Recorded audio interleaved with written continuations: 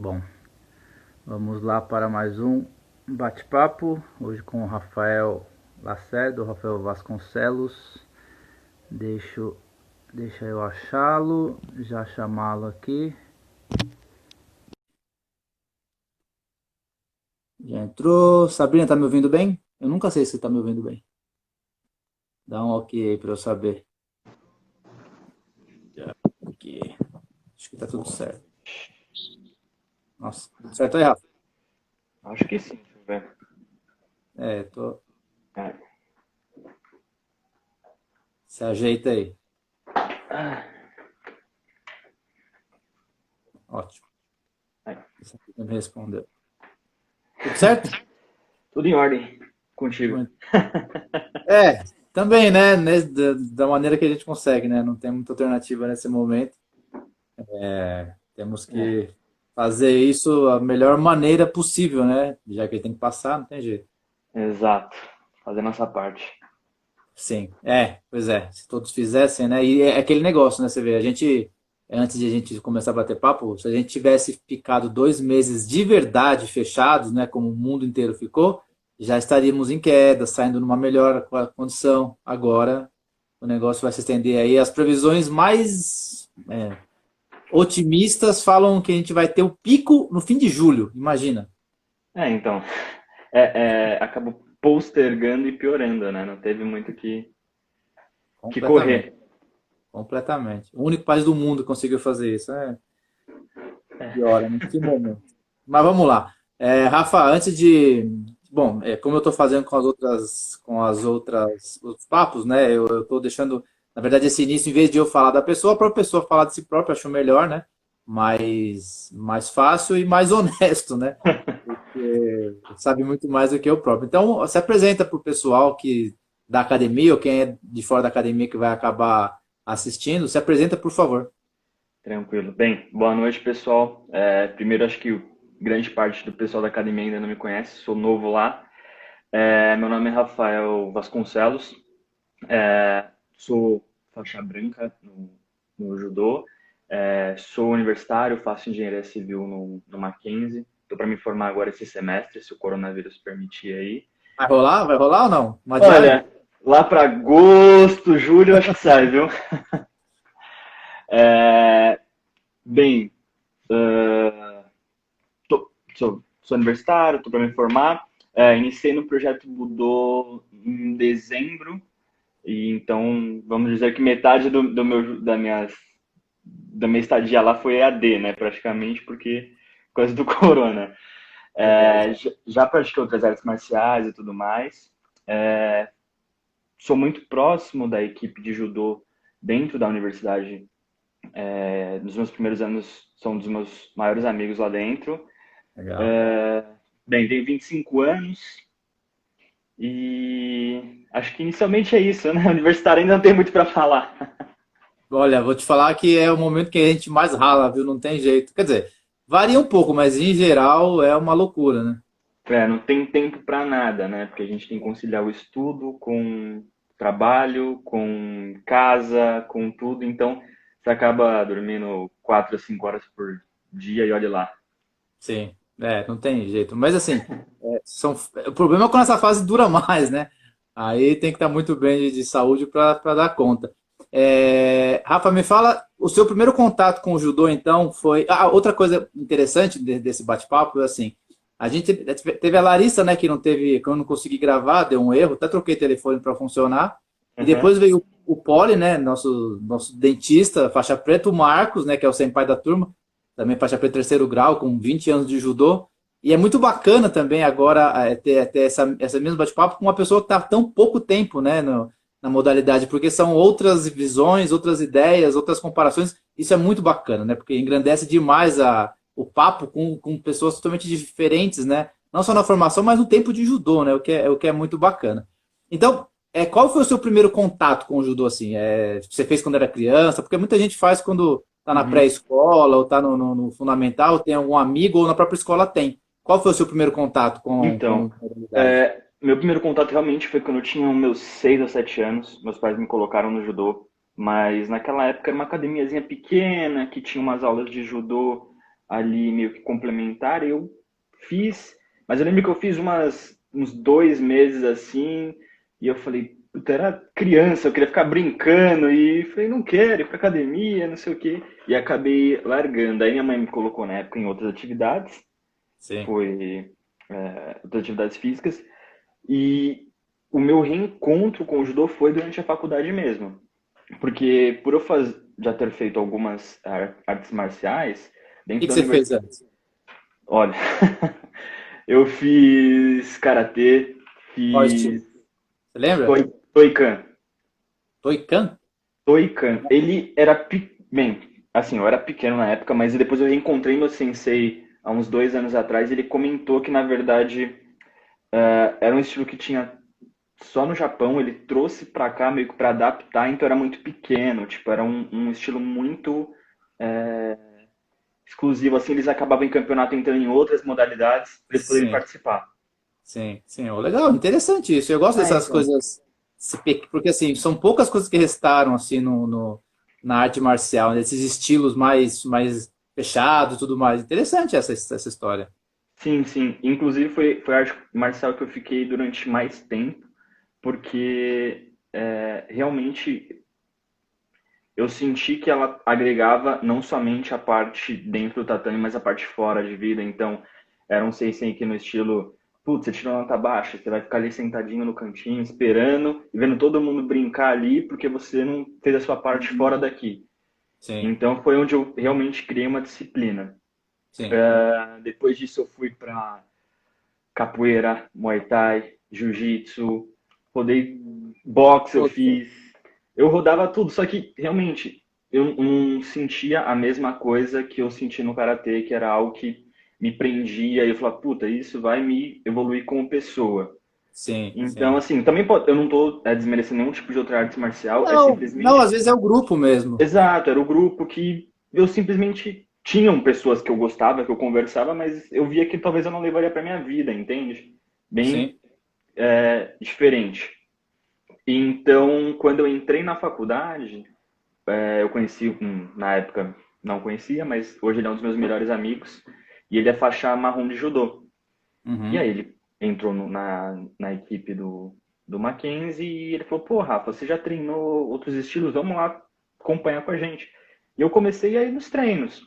Mais apanhava do que treinava, né? Porque lá eles tinham mais o foco de competição, todos já Sim. eram Totalmente graduados. competitivos. Exato, era outro estilo, né? Eles me ensinavam algumas coisas, mas no geral era pegada para Alto campeonato. rendimento. Performance, é Exato, isso aí. É. exato. Não tinha como eles pararem para me ensinar, até porque muitos deles não tinham a própria didática, eles eram mais focados para luta mesmo. É outra proposta, né? Completamente diferente.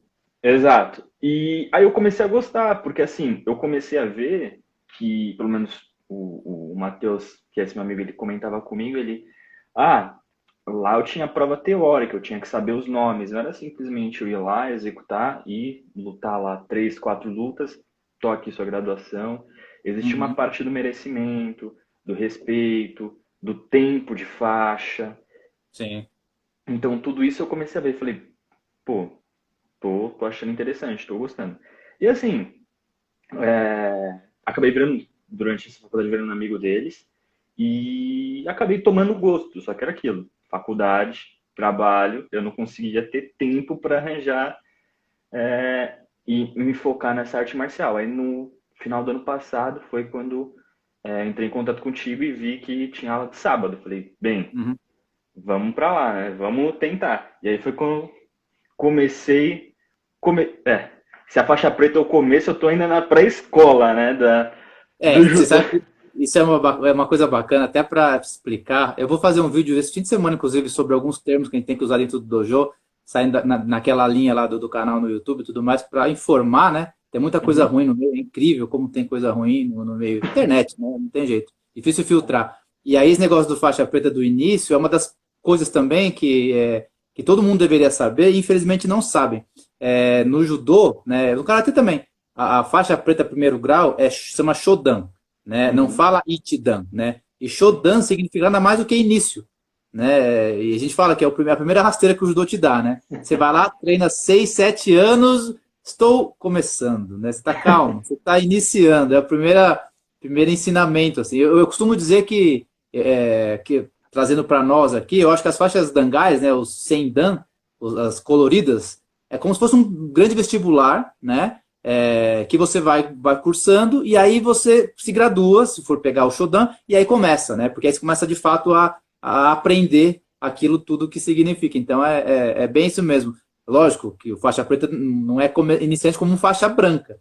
mas essa ideia do Shodan, né, ser o iniciante, é muito bacana. No Brasil, a gente misturou muito isso, né? No Japão é super comum isso. O japonês tem isso claramente, ele entende isso. Ele é o faixa branca por 8, 6, 6, 7, 8 anos, se Então, torna Shodan e fala, nossa, agora estou aprendendo. E aqui não, aqui o faixa preta virou um final, né? Como se fosse o último, e não é, né? pegou a preta, muitas vezes para de treinar, fala, não, já cumpri ali. Sou E na mestre. verdade. É. Pois é. É assim, o público leigo, eu acho que tudo bem, né? Faz parte do imaginário, né? O público leigo acha mesmo que a preta, nossa, faixa preta. Ele nem imagina que faixa preta tem grau e tantos graus, né? Mas é Exato. importante, né, para quem é do meio, principalmente, saber o que significa Shodan, né? E não Ichidan. Mas é isso, você está começando também. Não só nós faixas pretas, mas você também, faixa branca. Exato. Tô ainda ali fazendo cursinho para chegar lá no vestibular. É isso aí. E como é que você começou? Como é que você chegou à academia? Olha, vamos lá. Primeiro, eu sempre tive um pouco desse lado de querer entrar. Bem, depois que eu decidi que eu queria fazer judô, eu falei, puta, tem que procurar uma academia séria, porque Sim. senão vão ser como as outras lutas que eu vou acabar me desiludindo com a academia, o esporte e tudo mais. Uhum. E, bem, como eu tinha muitos desses meus amigos, apesar de muitos deles serem do interior, serem tinha amigo de Piracicaba, tem uns outros de Curitiba, Cuiabá, desculpa. Uhum. E então, o que eu fiz? Eu procurei academias que eram próximas à minha casa e mandei para eles, falei assim, vocês conhecem alguma dessas academias? E aí, na época, eu lembro que eles me indicaram duas, que foi o Uhum. Projeto Budô e a outra que é a na Lapa, que ajudou na Lapa, que era do que o filho do dono, que era o Roger, ele foi. Roger? Alto da Lapa. Isso. Que ele Sim. foi aluno do Mackenzie também. Ele falou: ó, Sim, sim, qualquer, sim, sim. qualquer uma dessas duas que você for são muito boas, muito conhecidas. Eu já fui direto no projeto Budô, já. Na verdade, antes eu comecei a seguir a página, comecei a ver as postagens, comecei a acompanhar e tudo mais. Falei, putz, meio que me identifiquei e falei, é lá. Aí fui já, né, acho que eu entrei, tipo, falta acho que 3 semanas para acabar o ano. Eu falei, não, eu quero entrar porque eu tô na vontade, já faz Entrar, né? tempo, Sim. exato, vou ficar prorrogando, não, vou esperar passar o ano Sim, novo para sim. entrar lá em janeiro. Eu falei, não, vamos. E aí já entrei, putz, aí tem nem o que falar, tipo, todo mundo me recebeu muito bem. Inclusive essa história que você falou agora da significado do faixa preta, eu acho que foi o Poli mesmo a gente estava no vestiário lá se arrumando e ele me contou dessa história, me Olha que explicou legal. lá e tudo mais. Então, assim, é literalmente uma família que todo mundo tá ali se preocupando, não tem, vamos dizer, panelinha, esse tipo de coisa. Não é porque você é faixa branca, inclusive outras modalidades, quando você é faixa branca, muitas vezes o sensei, o mestre, ele não te chama pelo nome, ele te chama de faixa branca ou branca. Vem cá, ou não sei o que, você não pode passar na minha frente que eu sou mais agradável. A gente entende que existe o respeito, mas de ambas as partes, não só de um lado, né?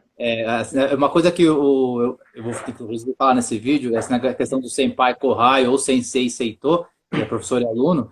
O respeito, é claro, tem que ter, agora não pode ter exagero em nenhum lado, né? Assim, Uhum. o senpai não manda no Kohai, o sensei não manda no Seito, e o Kohai também não é não vai ser o chaveirinho dele, né? Falar assim, senhor, para tudo. Como de fato tem muitos lugares que ainda fazem assim, né? Você vê, esse negócio de nos chamar pelo nome, eu acho uma violência absurda, né? Porque quando você faz isso, a gente, na verdade, assim, eu já fiz também outras artes marciais, né?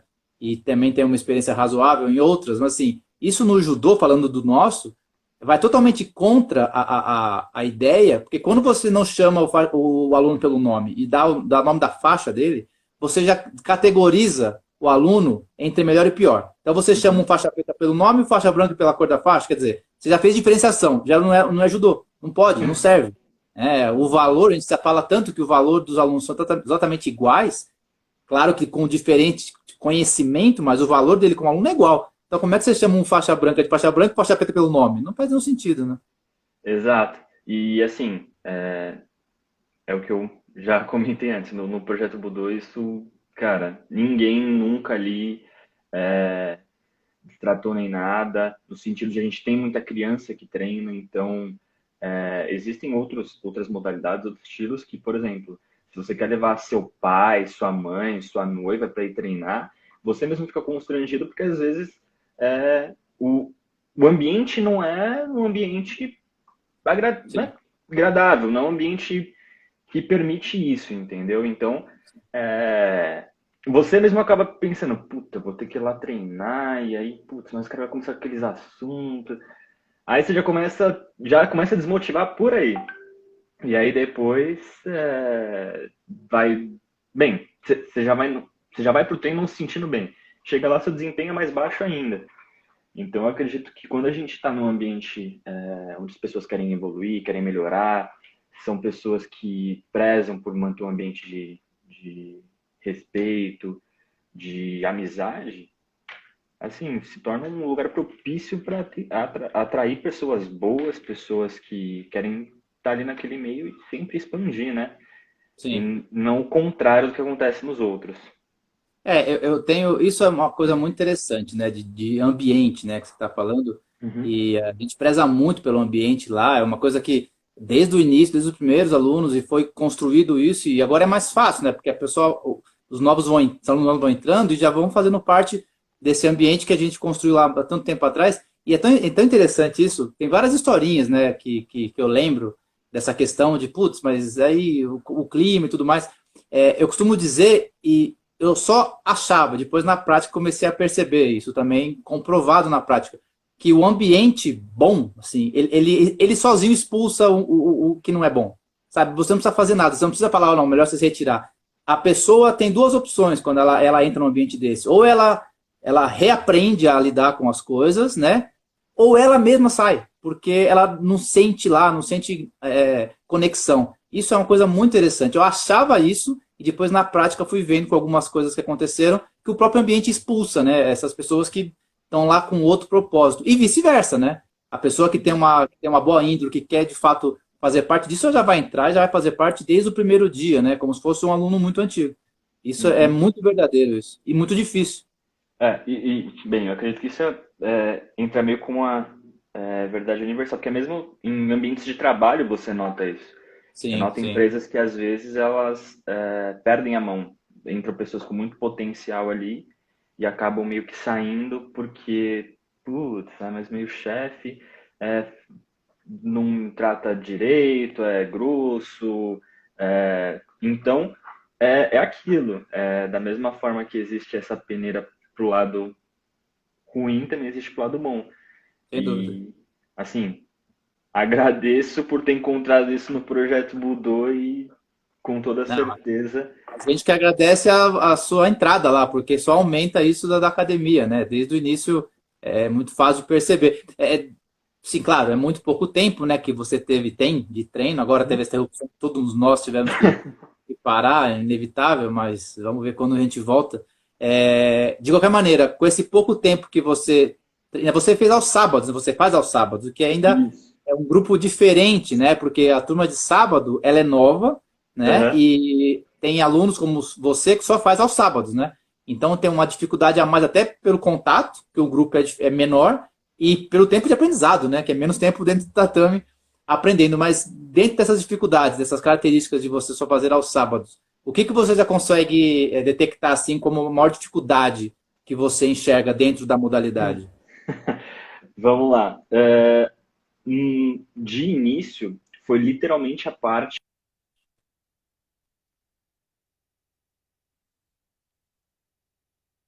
Você ficou mudo para mim. Voltou? Voltou, voltou. Voltou, ok. Bem, vamos lá. No início, foi literalmente os nomes. Nem tanto os nomes dos golpes, mas a parte, tipo, de posição e tudo mais, que você começou a puxar, você falou, Rafa, vamos lá, pra você treinar quando chegar lá em junho, em novembro, você vai saber os nomes das posições. Então, porque aquilo é uma outra língua. Então, o primeiro Você não contato. fez japonês antes? Não acredito. Minha mãe quis me colocar, entendeu? Eu falei, não, mãe, me coloca em outra. Então, assim, no começo te assusta, porque é diferente. Mas assim, aí depois que eu fiz, vai lá no Google, pesquisa. Ah, entendi. É assim que escreve. Ok, é assim que escreve. Aí você começa a assimilar. Então, de início, dá aquele sustinho, né? Fala, putz, eu nunca vi isso aqui, vamos lá, né? Como que escreve isso? E aí você vai assimilando e tudo mais. E aí, depois você até comentou, falou, o japonês literalmente, ele é fácil, porque se você souber o básico dele, a partir de um nome de um golpe, você consegue entender o que é esse golpe.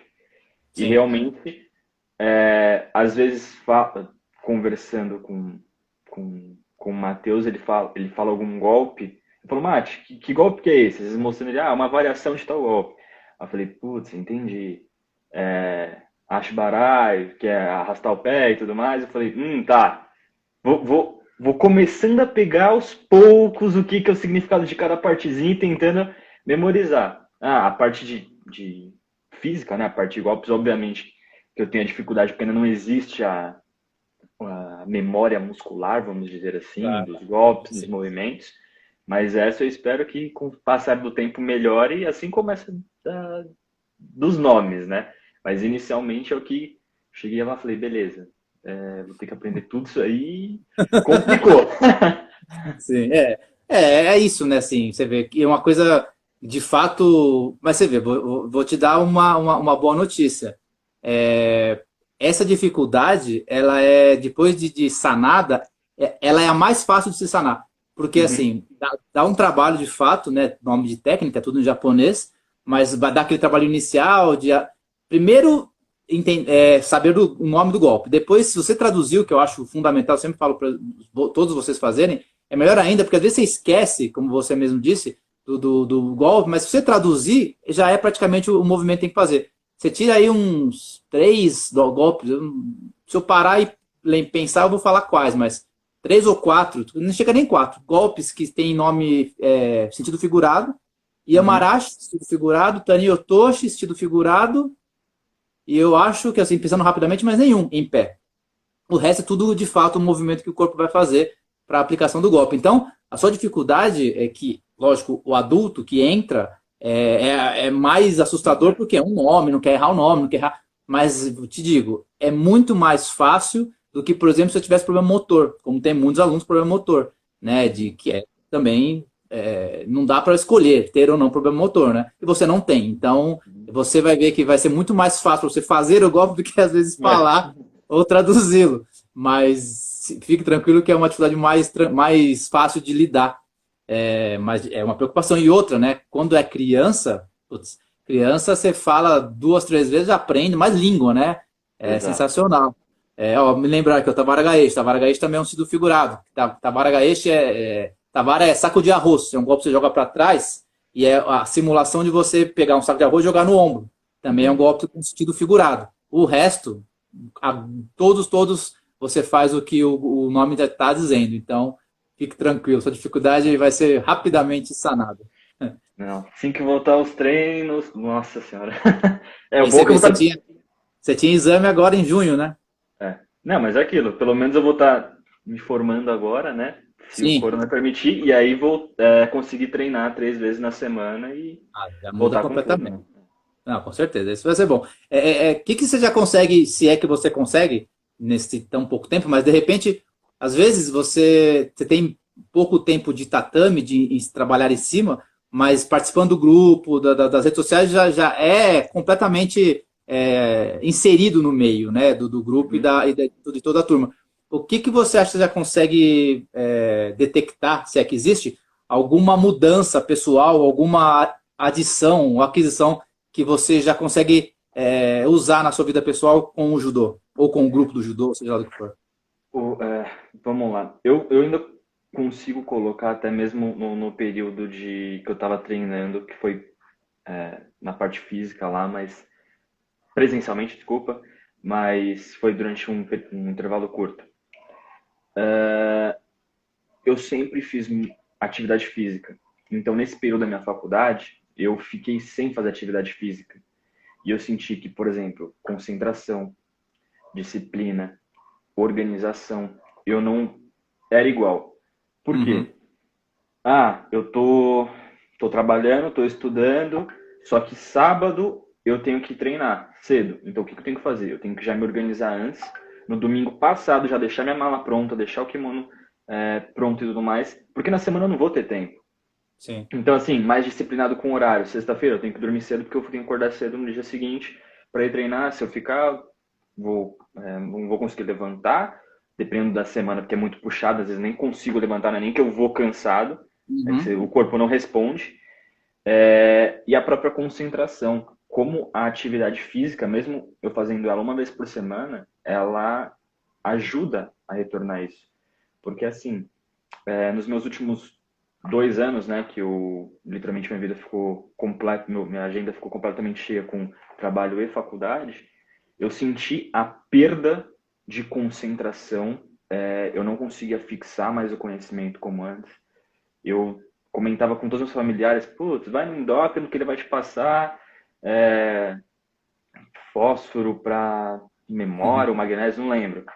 E como atividade física em si, a prática de uma atividade regular, ela te dá uma qualidade de vida melhor.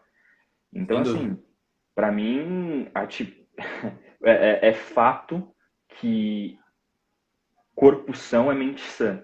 Então, fazer uma atividade física onde você se sente bem com as pessoas que estão lá, você fica, não animado, mas fica entusiasmado com essa prática, você acaba conseguindo ter um equilíbrio melhor na sua vida, não somente na sua parte física, como na sua parte mental.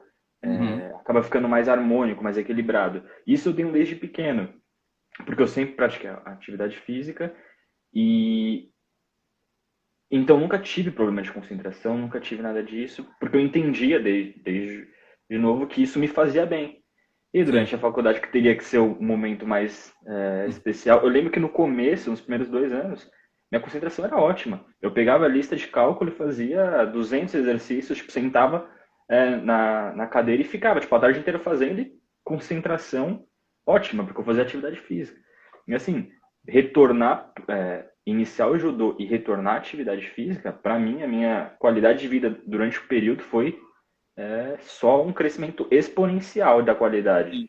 Sim. Aí você vê, né? Quando é muito muito maluco isso, é quando quebra uma rotina, né? Que você está acostumado, como atrapalha tudo, né? A gente precisa muito disso, né? Independente da atividade física, manter essa rotina, isso é fundamental, né? Putz, amanhã eu tenho treino, então eu tenho que dormir mais cedo, assim, assado. Tudo envolve outras coisas, né? Quer dizer, você tem uma montagem já bem estabelecida. Uma coisa bacana do judô também, que todo mundo me relata, e além de me relatar, eu me relato também, é a questão do tempo de treino. Você está lá 2 horas no treino, tudo apaga, é uma coisa inacreditável do Uhum. judô. Quem não é do judô deveria, pelo menos por isso, para conhecer. Você fica lá 1 hora e meia, 2 horas dentro do tatame treinando. Você pode estar com problemas de qualquer nível. Apaga de uma maneira inacreditável. Parece mentira, né? Parece mentira. Eu sempre senti isso e todos os relatos dos meus alunos são a mesma coisa porque de fato é. Né? E isso é bom porque dá um desestressa, né? Você solta, você relaxa. Depois você vai lidar com os problemas. Naquele momento, a sua mente limpa, né? Uma coisa. É como quem medita muito, né? É a mesma coisa, né? Só que fazendo uma atividade física, que a gente, no nosso caso, é o judô, mas isso é sensacional. Todo mundo relata isso, né? Isso faz muito bem para o corpo, né? Não há dúvida. Sim, inclusive, bem, eu faço engenharia civil, então trabalho com obras. E os nossos diretores, eles literalmente recomendam que a gente pratique uma atividade física ou meditação, porque eles falam, se vocês não tiverem uma mente, esse momento que vocês têm de literalmente relaxar, de você apagar tudo da mente, a rotina de obra ela é muito pegada, é muito estresse, Cobrança pra caramba. cobrança, às vezes é comum a gente falar que engenheiro de obra não dura mais que 5 anos porque ele pede para sair porque é a qualidade de vida dele, e esses 5 anos ele envelhece uns 10, 15 anos. Sim. Então, eles recomendam e eles incentivam, tem horário de meditação, com ensinando técnica de meditação, e quando a gente fala que a gente vai para atividade física, é uma das primeiras coisas que eles perguntam, na verdade, na entrevista, se você pratica atividade física, se você tem esse hábito, tem um hobby para você desestressar. Porque, assim, um hobby de você ir às vezes, sei lá, jogar um jogo ou algo do gênero, às vezes você fica até um pouco mais estressado no jogo, porque você não consegue fazer o que você quer. Mas no judô, eu acho que a preocupação é tamanha de fazer a execução bem feita, que você pensa tanto no movimento, em como executar, em como sentir a posição e algo nesse sentido. Então, foi o que você falou, você literalmente apaga, você só se concentra ali, putz, acabou, você olha no relógio e fala, nossa, tô leve, parece que é um reset. Realmente impressionante, né? Só quem é do meio que sabe, né? E por isso o convite para quem não é, fazer um teste para entender. Você já tem algum traçado ou tem vários? Um objetivo seu dentro do judô? Qual que é o... Se eu te perguntar, qual é o seu objetivo final no judô? Qual seria? Ó, como todo faixa colorida, inicialmente é chegar na faixa preta, né? Sim. Mas não, eu não digo chegar na faixa preta de você ter a graduação, porque uma brincadeira que a gente fazia numa outra equipe que eu treinava, não judô, outra arte marcial, é que você tem que merecer a faixa. Então você não tem que ser uma faixa preta, você tem que segurar a faixa preta, no sentido, você é a referência dentro da sua academia, você é a referência, tipo, os caras falam, nossa, ele é faixa preta, tipo, não se surpreendem que você é faixa preta. Eles aceitam você como faixa preta. Sim. E assim, como eu já comentei contigo, eu tenho 2 sobrinhos, que eu sou padrinho deles. Então, assim, quando eles estiverem um pouquinho maior, eu quero colocar eles no judô, exatamente para eles desenvolverem tudo que eu vejo de bom na arte marcial para a vida e que eu consiga ser espelho deles lá na frente, no sentido deles verem que se eles estudarem e praticarem, serem bons cidadãos, no sentido de fazerem o correto, respeitar, ser honesto. Então, eu acredito que vai ser um espelho, eu não vou dizer generalizar para as novas gerações, mas para quem está do meu lado e quem está sendo afetado ali. Rafael, isso é uma das coisas mais poderosas que existem e uma das que as pessoas mais deveriam ter cuidado, mas é a tal da referência, né? Não existe, assim, não existe, também não pode generalizar, mas muito raro você conhecer alguém que teve um sucesso que ele não teve uma boa referência. É muito raro, né? Em qualquer sentido, né? Isso que essa sua preocupação, ela é muito interessante e muito boa, porque certamente você vai levar aos próximos seus a boa referência, né? Isso é fundamental para a gente crescer, né? Para ser uma boa pessoa, tem que ter boa referência. Às vezes você tem todo um ambiente que te atrapalha, que te puxa para baixo, mas você tem uma boa referência e você respeita aquela boa referência, você vai se guiar por ela. Isso é fundamental, né? E de fato, você vê, o artista marcial tem que ser uma boa referência. A gente tem péssimos exemplos, infelizmente, né, no meio marcial, cada vez mais péssimos exemplos, o que eu fico em choque, né? Como que pode, vai totalmente contra a ideia de arte marcial, mas é isso, né? É buscar a boa referência. E você falou da faixa preta, é uma coisa que a gente fala também que assim, não é ter a faixa preta, é ser o faixa preta, né? Esse é o merecimento, né? Que você se refere, e que bom que esse é o primeiro, porque de fato é o que você quer conquistar a faixa preta, é claro, esse nome é importante. Não deveria ser, você acabou de iniciar, mas já é bom também, eu falo isso muito dentro do tatame, mas também já é bom se ambientar. Essa palavra ficou, infelizmente, meio que em desuso no judô. Conquistar. A gente lá na academia não existe, né, no projeto Budô, não existe nenhuma possibilidade de algum aluno, algum integrante, chegar à faixa preta sem conquistá-la. Nenhuma. E por que eu estou dizendo isso? Porque existe no meio uma coisa, para mim, tenebrosa, que é uma tal de indicação, onde você assina lá um papel, paga um preço 3 vezes mais caro e a federação te dá a faixa preta, né? Você compra, de fato, ela. E eu tenho o orgulho, né, de dizer, e aí mais ainda orgulho por você estar lá dentro, que nós somos a única academia de São Paulo, que até onde eu sei, que nem tem nenhum integrante que pegou faixa preta, e sim conquistou a faixa preta. Uhum. Independente da idade, independente do problema físico, né? A gente conquista as faixas, a gente conquista os nossos sonhos, ninguém dá pra gente, né? Então, isso que você falou de essa sua preocupação em buscar a faixa preta nesse sentido, já está totalmente junto com a nossa ideia. De repente, se você estivesse em outro lugar, e aí o tempo fosse passando, você recebeu, não, mas você quer fazer o exame? Não precisa. Imagina você receber uma notícia dessa lá depois de 4, 5 anos treinando, o desespero que daria, né? A Nossa. decepção. E o pior de tudo é que, assim, bem, acho que uma característica minha, eu sou muito competitivo. Então, para mim, não no sentido de competitivo, quer competir com tudo e tudo mais, mas quando eu me proponho a fazer algo, eu quero fazer bem feito Isso é e me ótimo. esforço para dar o meu melhor. Então, Claro. assim, o cara chega e fala, você quer pegar a faixa preta, você paga aqui um valor e assina, eu ia olhar, eu ia falar, qual que é a... Com a moral, né? É, Com a credibilidade. exatamente, qual a credibilidade, qual que é a graça? A graça é Pois você é. ir treinar, você, aplicar um golpe bom, os caras falar, mano, você tá evoluindo, você tá mandando bem. Logo, logo, sua evolução tá exponencial, logo menos você vai chegar onde você quer. Então, ter esse reconhecimento no dia a dia, não simplesmente chegar um dia e pegar uma faixa preta e colocar na cintura. Pois é. Pra mim não tem graça isso. E que bom, porque é totalmente a nossa política lá de ensinamento e de busca de conhecimento, né? No Uhum, Budô não tem nenhuma possibilidade. Um exemplo bom, você já viu ele porque ele já foi ao sábado, o Geraldo, nosso faixa preta uhum, segundo grau, uhum, Medton. O Geraldo entrou na academia, olha que engraçado, ele entrou na academia, uma historinha rápida. Eu não sei, não lembro mais quanto tempo foi, já faz um tempo, ele é segundo dan de judô, né? Ele uhum. chegou na academia, faixa marrom, aí foi lá, já tinha lá uns 50 e pouco, quase 60, uma coisa assim. Aí chegou, assistiu o treino, gostou muito, falou assim, eu treinei quando eu era jovem, né? Aí eu fui fazer medicina, tive que parar, trabalhei e queria voltar a treinar. Lá já super de idade, né? E médico, quer dizer, que trabalha com um monte, ginecologista, né? Eu falei, Uhum. muito bacana, tá, não sei quantos. Falei, vamos voltar já hoje, quiser fazer o treino, nanã, e já começa a pensar na faixa preta. Aí ele, hã? Eu falei, ué, faixa preta. Como não? Não, mas eu fiquei 30 anos parado. Falei assim, você ficou 30 anos parado, você treinou até a marrom, tem que terminar esse primeiro ciclo, né?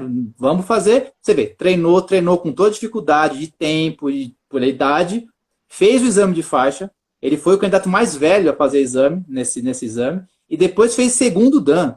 Quer dizer, segundo grau de faixa preta fazendo cartaz que nunca tinha visto quando era novo, ou seja, fez, né? E aí ele sabe o valor, por exemplo, que tem a faixa dele, né? Às vezes tem gente com 16, 17, 18 anos que paga para se graduar a faixa preta. Uhum, E o uhum. professor estimula, a academia estimula, quer dizer, qual que é o sentido da conquista, né, da arte marcial, de você se colocar à prova, e é justamente isso, né? Que bom que, você vê, aquele negócio como juntam as coisas, né? Essa sua maneira de pensar casa com a gente lá. Se fosse diferente, alguma coisa dá errado. Ou você, não, putz, eu queria pegar mais fácil. Amigo, aqui não vai ser o lugar. Se passar uns endereços aqui, você tenta lá, mas aqui É, é, se, vai se ficar fizer difícil. bem para você, exatamente, exatamente. Pois é, Mas então é muito bacana essa sua ideia de como conquistar a faixa preta, né? Vai conquistar e como conquistá-la. Muito bacana. É, você fez estágio no Canadá, né? isso, Quanto tempo vamos. você morou lá? Eu morei 6 meses. Falando um pouquinho mais disso, como eu falei, eu sou meio competitivo. Ótimo. Então, na minha quarta série, eu estudava no colégio PAN, que é um colégio aqui do Parque São Conheço. Domingos. Sei onde Estudei é. lá. Não tem mais, né? Fechou, né? Não, fechou, fechou. Era um Eu colégio sei muito porque me bom. chamaram para dar aula lá. Eu sei por isso. Me chamaram para dar aula lá. Se tivesse dado aula lá, eu poderia ter treinado. Mas É, a proposta não foi boa. então, tem problema. E lá, eles fizeram. Eu estava na quarta série e eles resolveram fazer uma prova para bolsa de estudos para quinta série. E eu acho que que ele deu assim aqui que tá. Não, pronto. Tô te vendo, tô te vendo. Eles fizeram uma prova de bolsa para quinta série para o primeiro ano. Aí falei, tá, vou me inscrever lá, não sei o quê. E aí meu pai apostou comigo. Ele chegou e falou, Rafa, se você ficar em primeiro, que a bolsa seria integral de 100%, eu não vou. Era colégio particular, né? E eu não vou economizar esse dinheiro. Vou pegar o dinheiro que eu pagaria na escola e vou colocar numa poupança para você, quando tiver 18 anos lá, fazer o que você quiser. Falei, beleza, agora que tá valendo a aposta, eu tô mais motivado. Agora. Aí, enfim, fiz a prova, acabei ficando em primeiro lugar e ganhei essa bolsa. Colocou alguma coisa ali apostando, no sentido de, vamos ver se você consegue aí, vira sangue nos olhos. Enfim, consegui, aí meu pai fez essa poupança, só que aquilo, né? Quarta série, até eu me formar no terceiro colegial, na poupança, rendimento na época, 12%. Então, quando eu me formei, tinha uma grana razoavelmente boa lá. E então o pai falou, vamos pegar esse dinheiro para você fazer intercâmbio fora do país. Fui para o Canadá, morei lá durante 6 meses. Eu fiquei durante 4 meses fazendo o estudo da língua lá, English as Second Language. E depois eu literalmente fui trabalhar em obra lá. Fui ver como que era a construção civil lá. Porque eu já tinha... Quando eu saí da 8ª série, meu pai me obrigou a fazer colegial técnico. Falou, não, você tem que ter profissão, porque 15 anos nas costas tem que ter alguma profissão na vida. Exato. E aí eu fiz colegial técnico. Me formei em técnico e edificações, que era na área da construção civil. Então, já meio que saí com uma profissão ali. E como eu tive essa experiência, eu falei, pô, vamos ver como é a construção civil lá. Assim, completamente diferente. Tinha 18 anos, saí de casa, sem pai, sem mãe. Tudo bem que lá eu morei com a minha tia. Porém, a minha tia tinha se mudado para o Canadá fazia uns 12 anos. Ela já era cidadã canadense. Canadense, sim. Só que assim, meu contato com ela era quando tinha, tipo, 6 anos de idade. Então, era... Era uma estranha. Exato. Assim, sempre mantinha contato por telefone, quando possível. Mas era outro ambiente. Então, muitos desafios de você estar numa cultura diferente da sua, estar vivendo o seu dia a dia, passando... Não vou falar que eu passei dificuldade, que é um exagero, mas saudade do pessoal, isso aí a gente sempre tem, saudade de amigos, saudade de família. Porque você acha... Naquela época, eu com uma pouca maturidade, falo, meu, tô perdendo tempo aqui, eu tenho que voltar para fazer faculdade. E falando, às vezes esquecia da oportunidade que eu tava tendo, né? Mas faz parte da idade, não tem jeito. Não é aquilo. E então, assim, eu vi que aquilo me fez amadurecer muito rápido. Porque por um breve momento, por esses 6 meses, eu entendi o que é não ter seu pai, sua mãe ali, você ter também a sua parte da sua liberdade, você poder fazer suas coisas, não ter que prestar informação, tipo, mãe, tô indo pra lá, tô indo pra cá. Então, eu até brinco, falo, se um dia eu for, quando eu tiver meus filhos, eu quero ter essa oportunidade de mandar pra eles assim, fez 18 anos, vai.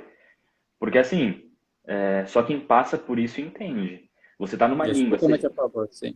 E o melhor é assim, você chegava no McDonald's para pedir um Big Mac, aí era algum estrangeiro que tava lá, ele falava coisas muito rápidas no começo e você... Number one, please. Number one. Big Mac. Mais fácil. Então. Assim, eu já tinha o inglês, mas o sotaque, o ambiente, a pressão de você estar ali, olhar pro lado, não tem ninguém, não tem português. Exato. Então, na hora você dá um passinho para trás, né? Fica um pouco em choque. Fala, meu, como que eu vou fazer aqui se eu não conseguir? E aí você vai se virando, dando o seu jeito. Passar fome a gente não passa, né? Não, a ponta, né? Na pior das hipóteses, a ponta. Pronto, acabou. Exatamente. Não tem... Uma coisa muito bacana, assim, você ficou 6 meses, né? Que isso, de repente, já também ajudou, não sei. Eu posso...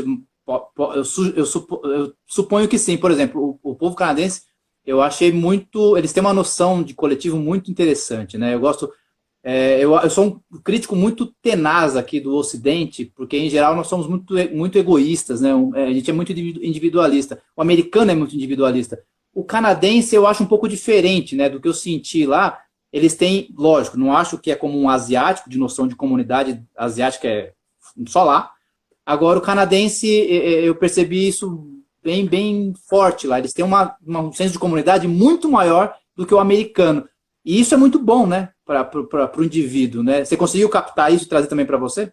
Sim, Vini, eu ressalto duas situações que aconteceram comigo lá. A primeira é quando um ônibus ele não está em serviço. Aqui no Brasil, como que ele vem escrito no logradouro? Ele vem escrito reservado, Uhum, garagem e tudo mais. Lá, ele vinha escrito sorry, not in service. Então, isso já traduz muito. Ele já está, perdão, uhum, sem serviço. sim. São coisas mínimas, mas você já pega o que está na essência deles.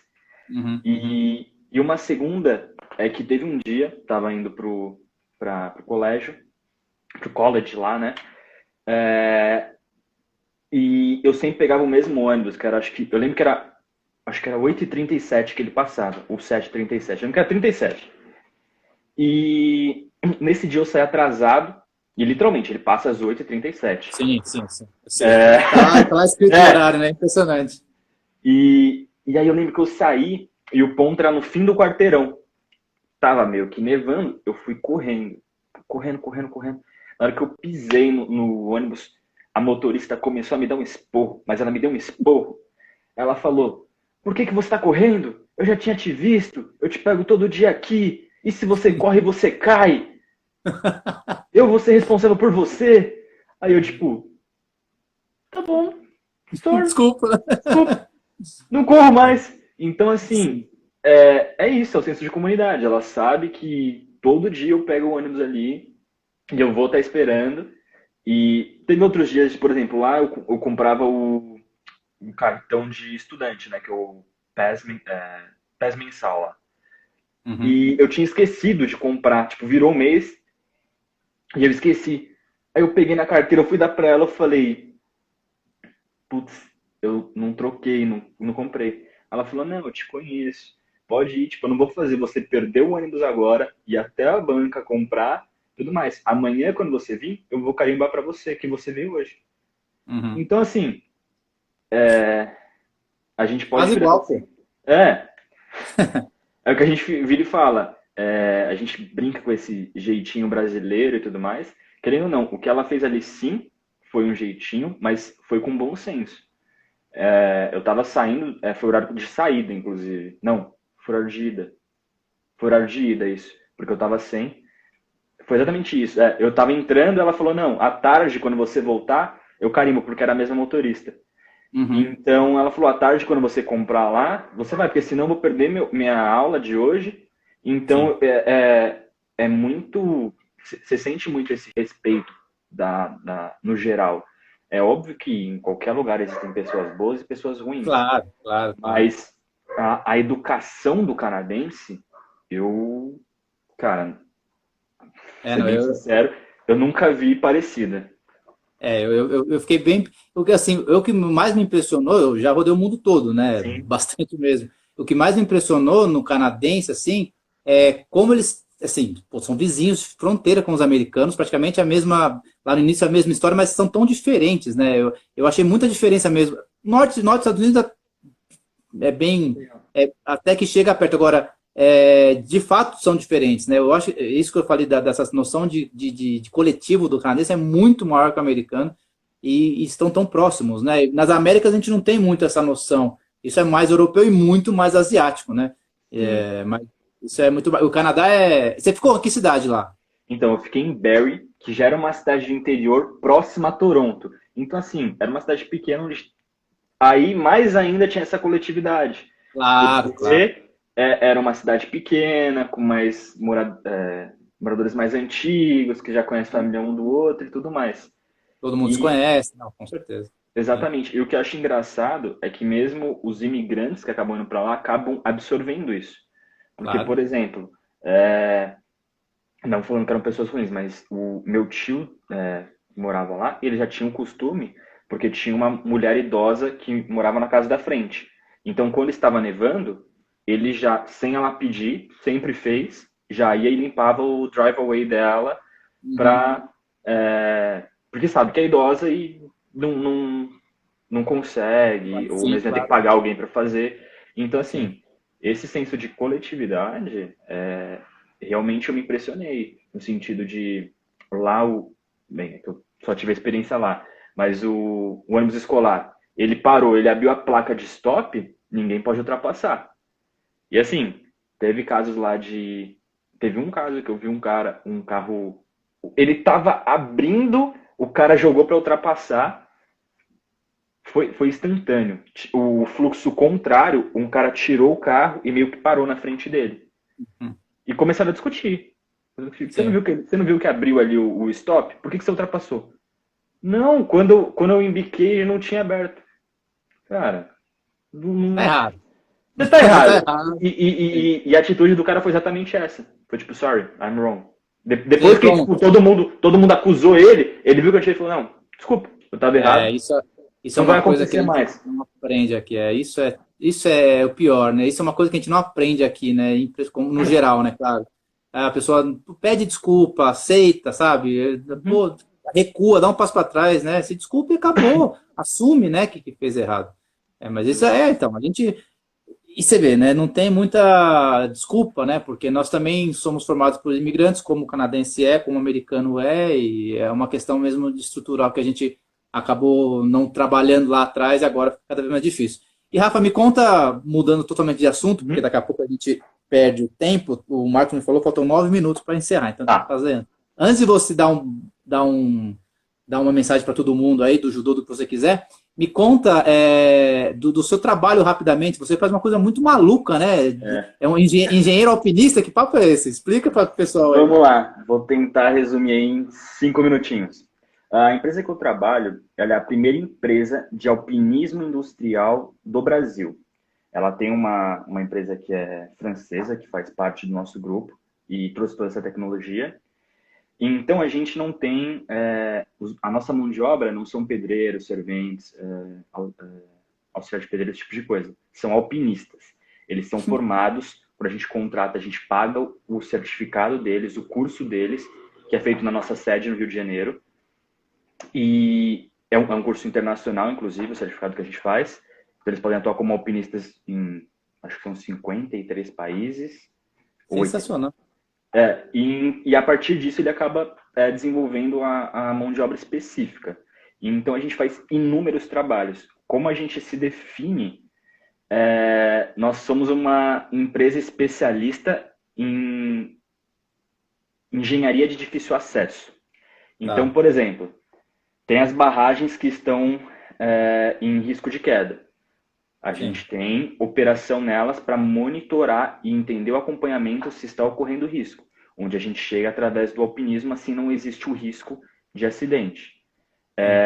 A gente Bom, atua. aqui um parênteses, hein? Trabalho que não acaba no Brasil, então, hein? Ah, Barragem para exato. estourar, nossa senhora. Então, assim, a gente tem esse tipo de atuação, a gente tem atuação em prédios. Por exemplo, você tem um prédio corporativo que ele é todo pele de vidro. O vidro Uhum. dele quebra, então ele tem que trocar esse vidro. A gente faz isso, faz a própria limpeza de um pós-obra, a obra terminou, tem esses vidros. Eles estão sujos devido a poeira, concreto, esse tipo de coisa. Então a gente faz essa limpeza tudo através do alpinismo industrial. Então é o que a gente brinca. Onde ninguém chega, a gente arranja uma solução para chegar com segurança. Porque Sim, assim, claro. existe. Chegar, você consegue chegar de qualquer forma, mas a gente sempre prioriza. O principal pilar da empresa é a segurança. Já teve inúmeras obras onde a gente tomou prejuízo, porém, o diretor, o core da empresa é segurança. Uhum, uhum. Então, ele prefere ter um prejuízo financeiro do que ter a morte de alguém. Inclusive, nunca tivemos um caso de morte na empresa. Então, assim, a empresa tem 23 anos e a gente nunca teve um caso, sendo que a gente é uma empresa de alto risco, né? Risco, né? Onde Sim. qualquer coisa ali pode, um estourar de uma corda, pode matar os nossos funcionários. Então a gente se preocupa muito com isso e realmente uma vertente completamente diferente da construção civil. Sim, mas sensacional. Muito específico e, assim, genial, né? Por exemplo, só uma dúvida, duas. Uhum. Esse curso, quanto tempo que é feito para ser certificado de alpinismo Então, desse específico? vamos lá. Aí vem outro parênteses, existem vários níveis de alpinistas. Existe o Tá. N1, o N2 e o N3. Nós temos uns 20 N3 no Brasil. Isso eu posso afirmar que nós somos a única empresa que chega a esse número. N2 a gente deve estar uns 100, 200. Então, assim, ele tem... O alpinista, qual que é a carreira dele? Ele faz esse curso de uma semana teórico.